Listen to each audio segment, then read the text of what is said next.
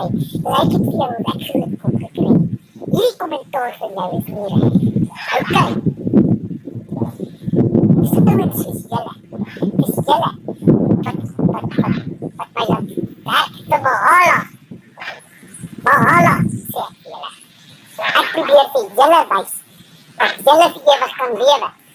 Maar julle wil nie luister nie.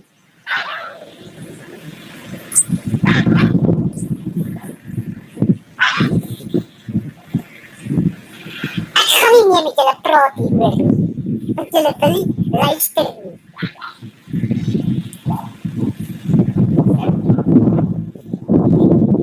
Julle maak my kwaad. Is julle nie, wat nie vir ewig wil lewe. Julle kies Jeremia 8 vers 3. Julle kies Jeremia 8 vers 3.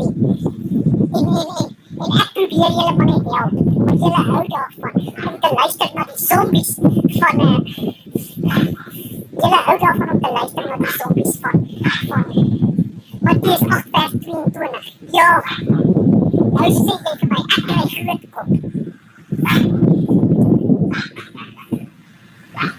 Ek sal vir jou wys wat groot kop, alright?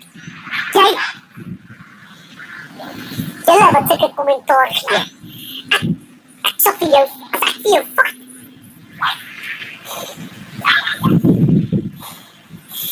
Ek is nou so kwaad vir jou. Ek kan sommer my arm, my kop bars. Julle maak my kwaad, man. Ek kook sommer. Het is julle skuld dat ek en my vrou wat sluit. Het is julle skuld, man.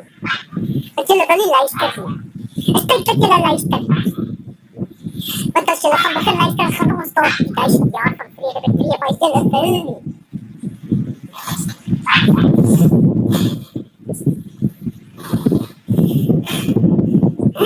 Ga jy dis ek 'n kommentaar los? As jy dis ek 'n kommentaar los, is dit ek en jy, Boetie. En slag ek jy met die kop, alright? Jy maak my kwaad. Present.